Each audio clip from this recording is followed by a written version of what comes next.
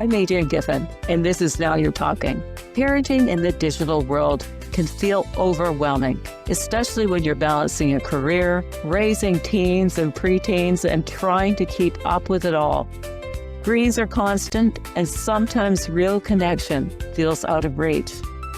This podcast is your chance to pause and breathe, a space for stories and insights that bring encouragement, perspective, and the reminder that you are not alone.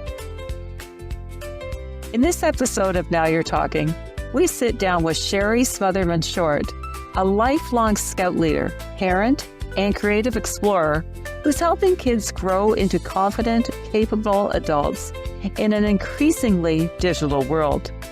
Sherry shares how the Scouting program goes far beyond camping, teaching communication, independence, and real-world skills that prepare children for life.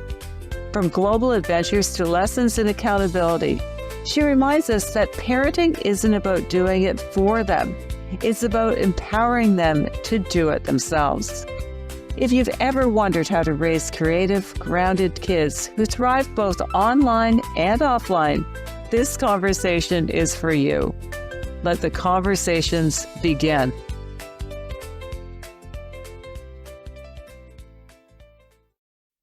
Sherry, thank you very much for joining me today. I'm looking forward to hearing about your passion about raising kids who are creative, and you've raised your kids through being Scouts. And tell me more about that. Alrighty. Well, first of all, thank you so much for having me. This is going to be a fun conversation. Yes, my boys, I really wasn't involved in Scouting when I was growing up. My husband was a little bit, but yes, when we have two sons. And when they got Scout age, we had some really good friends who were super involved in Scouting. And so they said, hey, you should think about be Scouts. And so yes, we decided to. I'm very, very proud of both the boys. They are now both Eagle Scouts. So it's a long journey. They started out as Tiger Cub Scouts, which is in first grade, and then went all the way up until they got their Eagle Scout. Okay, well, just having girls, I don't know anything about Scouts. And is it the same across North America or globally? Can you share a little bit, please? The Scouting movement is worldwide. Yes. The organization here in the United States, it used to be called the Boy Scouts of America. Yes. But now girls can join. So now it's sort of not really sister organizations, but just a loosely related organization around the world. Like I said, we call it the Scouting movement. A lot of countries do have their own Scouts. And I was actually, I was in France a few years ago and actually went to the Scouting office there. That was kind of cool to go and just take a look around. So yeah, and I've run into Scouts in several places when we've been traveling, which is always kind of fun to see, folks that are Scouting in different countries. So, and is there consistency right across the globe? No, as far as not really. No, not really. Every organization sort of creates their own, regulations and rules and requirements to, for their Scouting program. So I see. And I know here in the States, from time to time we do change those up. And as a matter of fact, with Cub Scouts, and I'll tell you the difference between Cub Scouts and Scouts BSA is what we call the older kids. Cub Scouts is for kids that are between kindergarten and fifth grade. And that's where I volunteered most of my time. I volunteered with my boys as they got older, but Cub Scouting is really kind of where my heart is. And actually right now I serve on the National Cub Scouting Committee for Scouting America. So the program does change. And I think that's one of the things, because the world has changed so much with our kids, with like we were talking earlier, that, my boys grew up knowing nothing other than a digital world. Yes. And because of that, this Scouting program has really had to adapt, even from just 10 years ago when my boys were in Scouts, it's a very different now than it was then. So at least for Scouting America, I'm not super familiar with the other organizations, but I love the fact that we're keeping up with those things. We still want kids outside. We still want, them to play. We still want them to not have it all be digital. Like But we know that there's some things that are involved, that the kids are doing. They use computers at school all day. So we're making sure that Scouting America, I shouldn't speak for them, but Scouting America is making sure that the program is relevant for kids and their parents today. So, and you mentioned that you have 2 boys who are college age, and they've only known digital. How has their involvement with the Scouts contributed to who they are today? I love Scouting. I think it, especially when the kids, even when the kids are older too, one of the things that I love about it is that there are so many different areas that you can pursue. Let me back up. So the boys are exposed to so many different kinds of experiences. I think a lot of people think of Scouting as just, you go camping and that's all you do. Yes. And that's true. When they're little, we have what we call adventures, and they do these adventures to complete certain number of adventures to earn their rank. And those are things like there's some math ones. There are some, definitely some camping ones. There's personal safety. We have a cycling adventure. Some of them are required. Some of them are electives. There's a watercraft adventure. So there's just all these different things. So even if you have a kid who's not like a big outdoorsy kid, they can still benefit from Scouting, because there are some areas where they're not as, they still do the outdoor stuff, but the kids can have the option to do some of the things that are more like they enjoy, geology, things like that. When they get older and they're in Scouting America or in a Scouts BSA, they earn merit badges, and there are merit badges for everything. Again, a certain group that are required, but you can learn about electricity as a Scout BSA. You can learn about auto mechanics. You can learn about painting. You can learn about, art. You can learn about entrepreneurship. All of these things are merit badges that the kids can do to kind of expose them to some new things. In fact, one of my very good friends, her son is now a welder because he took welding in or earned that merit badge when he was in Scout. Really? Yeah. Yeah. So a lot of times it can even influence what you do for a living. Well, that's so interesting. So it is so broad that it can spark passions you may not even know you have. Exactly. So how has your involvement and your kids' involvement and your husband, how has it contributed to you navigating the digital era? Well, I think because one of the things that kids have to do, especially when they get to the older group, to Scouts BSA, is that they have to talk to people. So, for example, if there's an issue, they're going to go talk to an adult. Like, I don't do that for them. That's one of the things that I think is really cool, is that a parent's not going to be able to go in and talk to a leader. Now, they can if there's an issue or whatnot. But if it's just something that's related to the program, they go talk to Mr. Mitchell or Mr. Chapman. They're Scoutmasters, and that's the way that the program is set up, is for the kids to do as much of the things on their own as possible, and also make sure that they're interacting with adults. So when it comes to those kinds of skills, are skills that they may not get from other places. And I think that's super important. I know I have a friend who, she's retired now, but she used to work at a college, and she said, I'm amazed at the number of parents of 21-year-olds are showing up in my office. And she's like, I can't talk to them because the child is over the age of 18. So, and parents are not happy about that. But I think if you can train your kids to do those things that they're going to have to do when they're an adult, while they're sort of hovering in the background, that I think is just super important. I feel like we need to raise adults, and unfortunately, not everyone raises an adult, and it's. I think you're doing a disservice to your kid when you do that. Well, it's interesting as you're talking. It's sort of like this organization bridges or provides a bridge into adulthood, because it forces your children to actually speak with other adults, and it's sort of a prequel to what it's like out in the workforce, really, in a way. And And are kids that are involved, are they held accountable if they say that they are going to achieve this? Are they held accountable to do what they say? They are. I mean, they're not going to be forced to complete a merit badge if they just don't want to do it. But it is their responsibility. If you want to go to that next rank, earn that next rank, or earn Eagle Scout, you're the one that has to do it. You know, you don't have anybody doing it for you. You have to do it yourself. And that's one of the great things I think that my kids learned is that, you know, there's accountability. If you want something, you must do the work for it. And I think that's just a super important skill. Yeah, and this is amazing that we as parents can talk to our own kids often. And I remember feeling like, you know, I was talking to a brick wall, but then other parent will say something or one of their friends, and somehow they absorb that. Right. You know, how does that happen? I don't. I wish I knew the answer to that, but yeah. And I have been known to tell a friend of mine that I knew my kids were close to put a bug in their ear. So, you know, that's how I kind of maneuvered it. If there was something they weren't really thinking about, then I'm like, I'll ask them about this and see what they say. So from your kids' perspective, what do they say about their experience growing up with this in their life?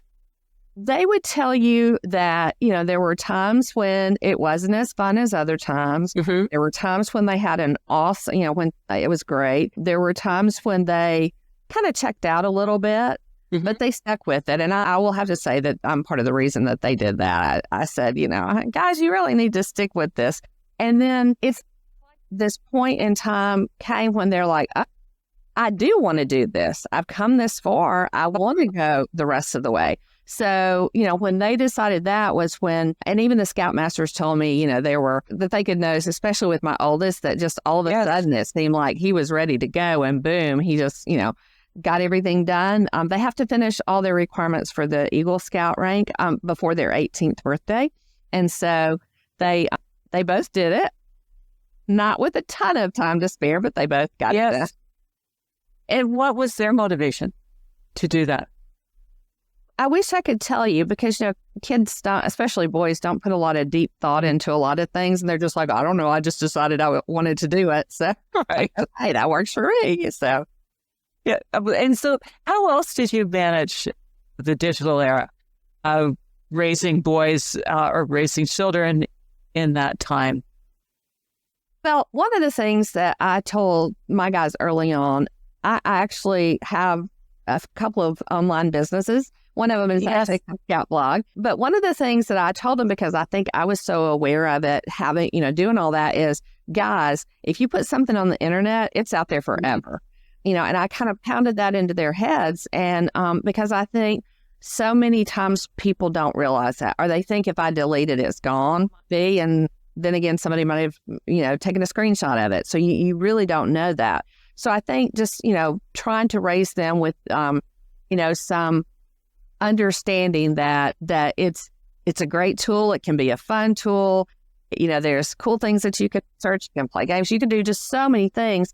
However, you know, you gotta understand that, you know, if it's something that you wouldn't say to somebody in person, you better not be saying it to them on the internet. Okay.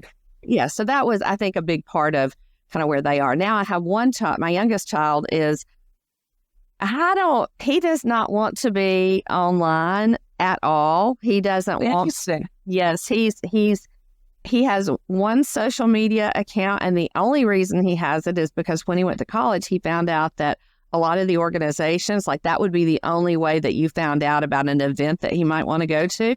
Yes. Yeah. His account's locked down. He doesn't post. He just looks at other stuff. He won't even let me follow him. That's, you know, but yeah. Anyway, so he's just very, you know, he doesn't want anybody. He's very private, I guess, and doesn't want anybody to kind of know. So, you know, I try to respect that because I'd love to post pictures of my kids on my Facebook account. And so I always ask him, you know, hey, sometimes I'll tell him, you know, dude, I'm just going to tell you, we're doing this really cool, awesome thing. I'm going to post some pictures of you online. So, and he kind of knows, he's like, rolls his eyes. He's like, okay, Mom, whatever. But, you know, but I always do try to ask him before I do, or at least let him know.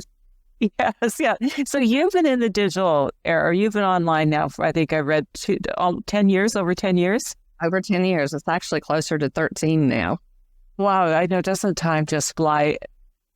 So how did you manage that? So you would have been online lots and on your computer, on your phone, just by the nature of the business. So how did you manage that, raising kids and you were modeling one thing and maybe saying the other?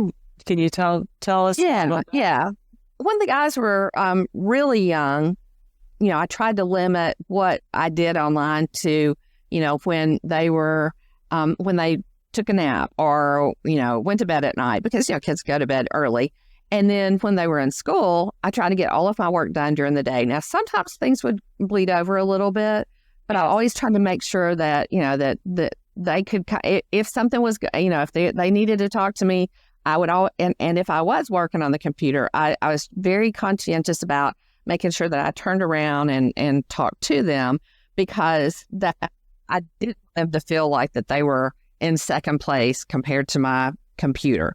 So, and one of the beautiful things about having online businesses is that I own them. So I can decide when I want to work and how long I want to work and, this, that, and the other. So I have a lot of flexibility to say, you know what, Grant wants to talk about something, or Grant wants to play a game of checkers. So I'm going to, I'm going to stop doing what I'm doing and spend some time with him. Okay. So as a mom, knowing what you know now, and looking back, what did you do really well, and what would you do differently?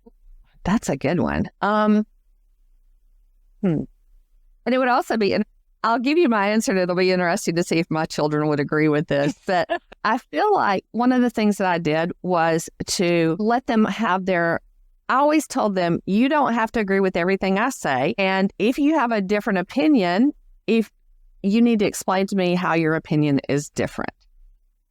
You believe that. And I may not still agree with you, but, as long as you have a rationale for believing what you believe, that's cool. We talk about it, and sometimes you do have to say, okay, well, that's not exactly how the world works, but, especially as I got a little bit older, we could have those conversations and I could say, well, explain that to me. Why do you believe that?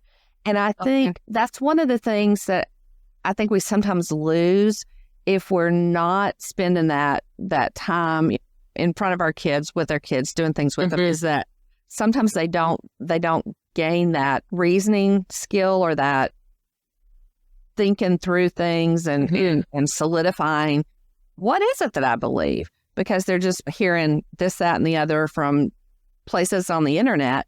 And so I feel like that I did really well, just in terms of just helping them kind of hone those reasoning skills when sometimes they might not have gotten the opportunity to do that otherwise. And so how did you keep the lines of communication open in order to do that? Sometimes raising teenagers, they just shut down and they shut us out. Yeah. So how are you able to keep that open and that open dialogue?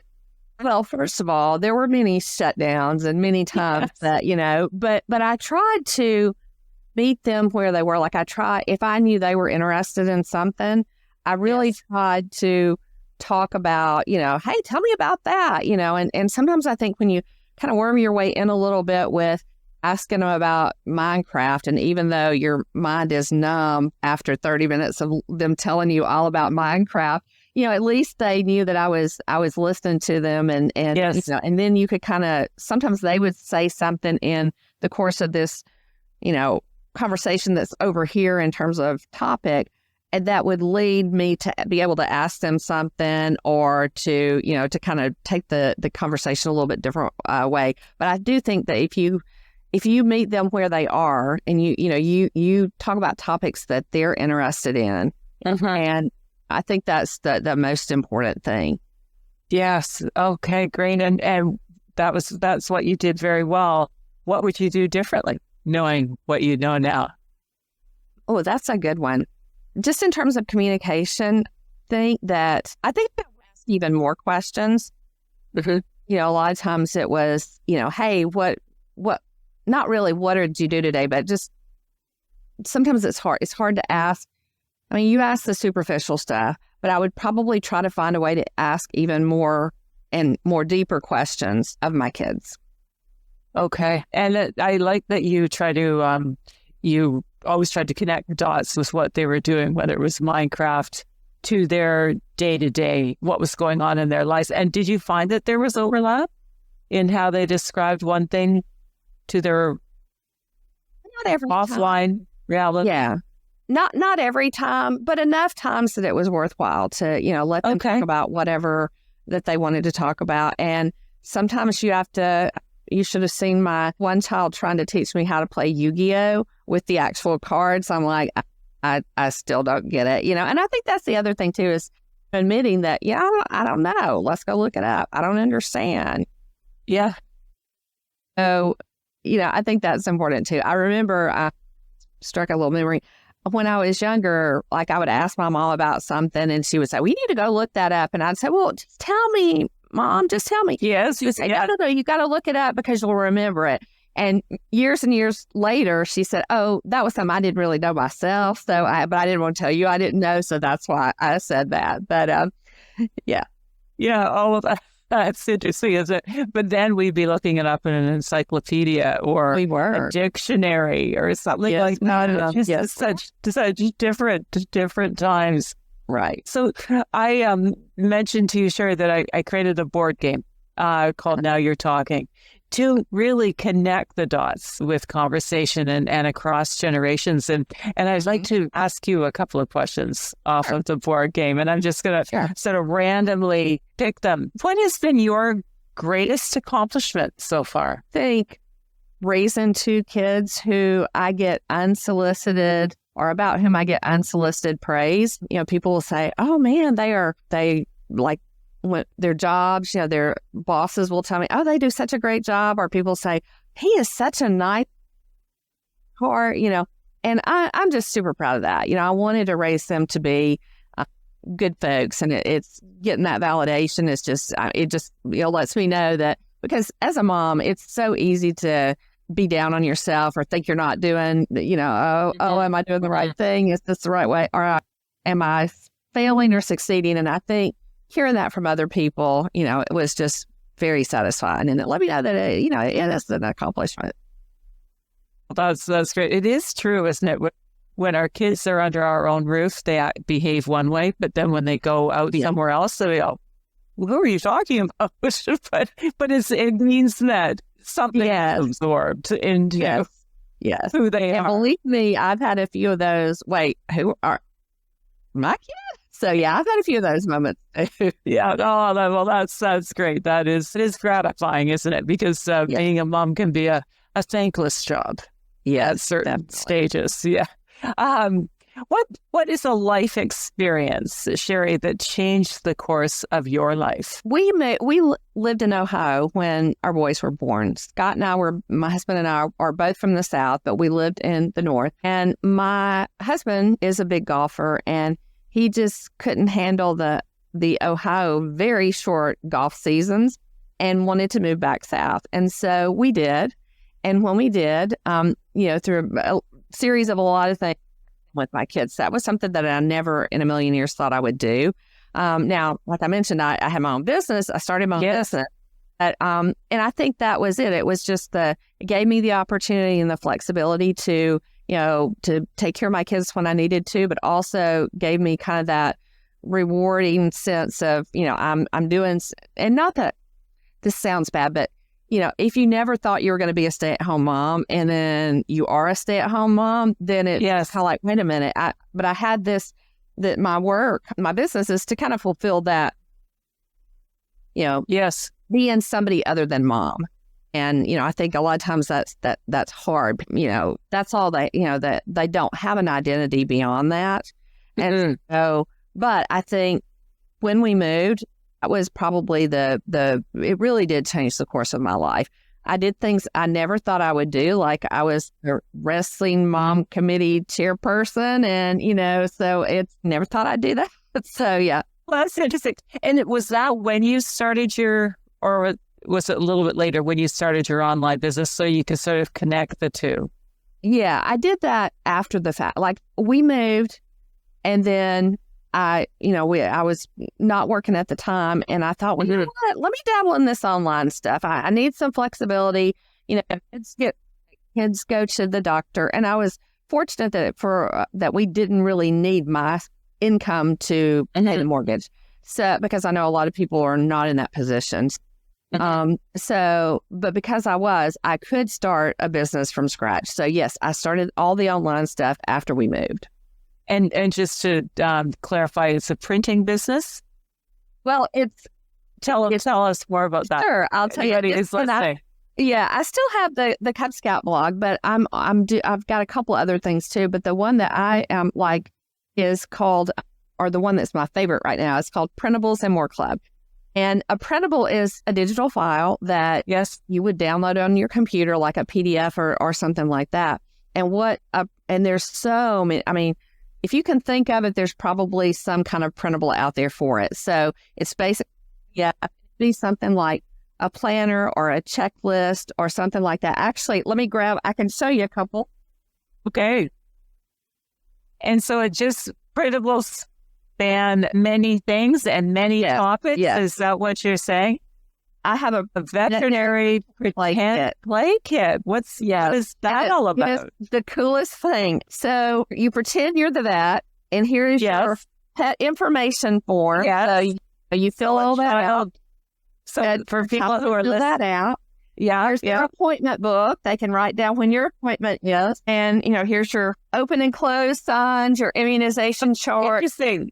Well, they can go into the imagination with all this printable. Exactly. For people who are listening. So that's fantastic. Yes. Interesting. And then there's other things. There's planners, or can also be printable. So if if you've got your daily schedule written down on something, you could also buy printable for that. And we have just about anything that you can think of. If you want a household chore planner or a wish, your goals planner, or just all kinds of things like that. So those are just two examples, but it's just, there's so many different things. We have a cosplay planner. So if you're into a cosplay where you dress up. What is that? Costume. Costume. Oh, okay. Yeah. Some kind of costumes. So if you're into that, you can plan your costumes and I'm not into this, but from what I understand, some of these costumes are very elaborate. So you can kind of create them for your kind of fictional, sometimes science fictional character. And so there's just all kinds of things. And so people go to your site and then they pay to download. Is that correct? Yes. And so we'll make sure that the link to go to your site is in the show notes for sure. And how do you source things? Is it for one age group, or is it for multiple age groups? It's a lot of. And in addition to having my online shop, I also have a membership for people who are other printable sellers. Like, I will give them a template, and then they'll modify that and change it up. So they've actually got, let's say, a planner. I will give them just a simple little planner template, and they can turn it into any kind of planner they want. So it could be personalized or branded to their brand? Okay. Yes. And then they can turn around and sell it to their audience. And so I actually have a couple of different designers that I work with, and we try to have a good mix of adult stuff and kids stuff. We have everything from a bridal shower planner to birthday party. Just all kinds of things.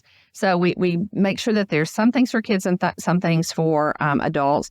And then we mix it up between seasonal and what we call evergreen. So just like a chore planner, you can use that any time of the year. Yes.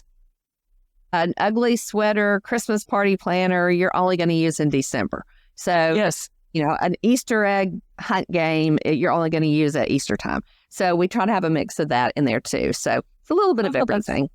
And did that sort of leapfrog from your experience working with young people in the scouting community? No, that was actually kind of separate from there. Okay.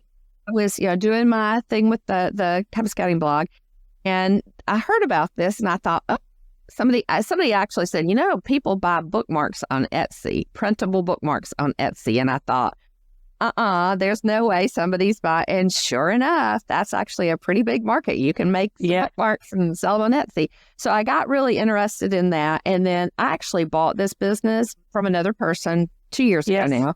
And she and I had known each other through another group. So I started kind of, was a member of her club. And then when she got ready to, or she mentioned one day, one of these days I'm probably going to sell. And I was like, well, make sure you talk to me first because I'd like to decide this if you decide to sell. So, yeah. So that's interesting. Well, that question just sparked all sorts of things. So thank you for that. Thank you for sharing. I'll just ask you one more.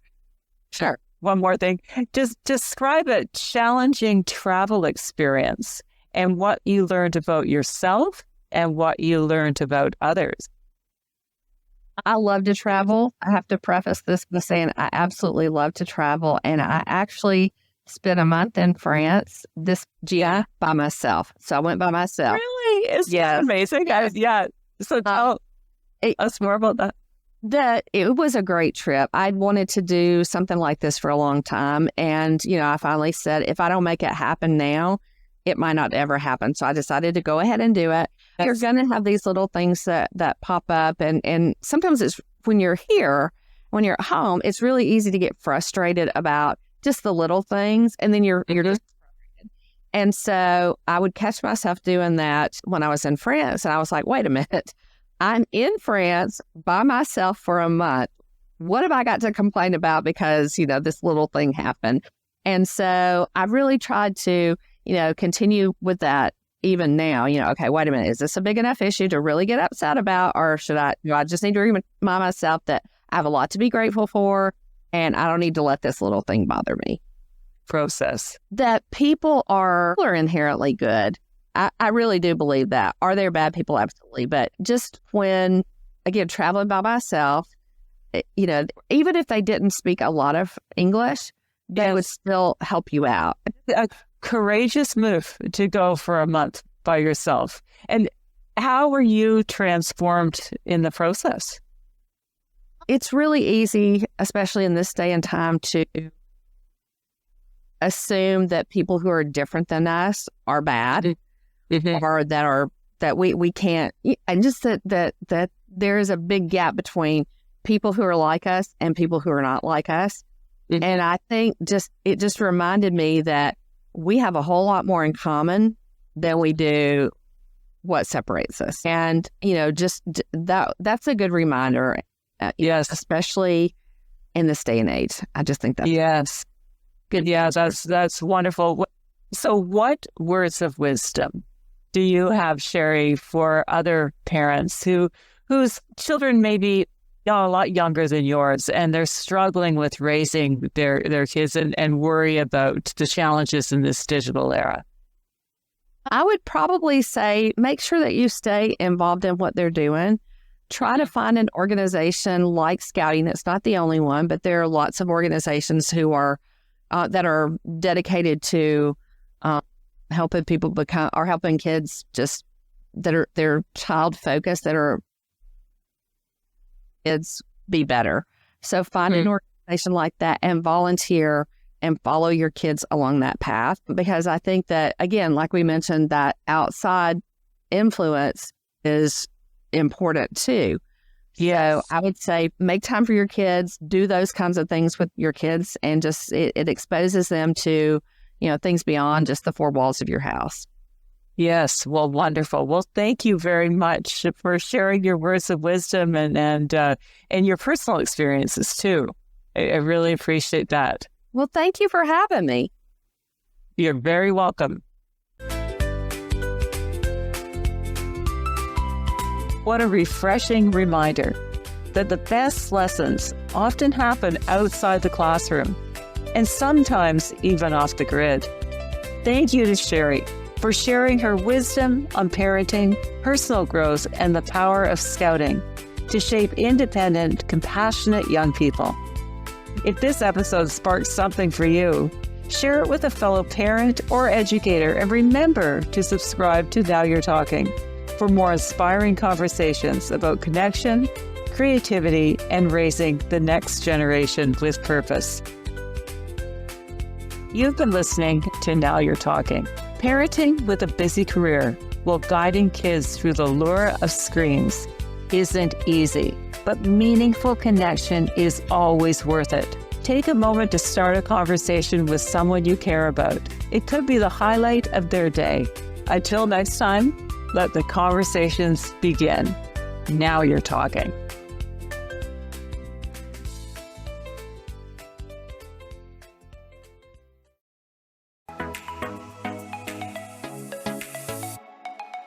I'm Michelle Abraham, and we are honored to have Adrienne Giffin's Now You're Talking podcast on our High Vibe Podcast Network.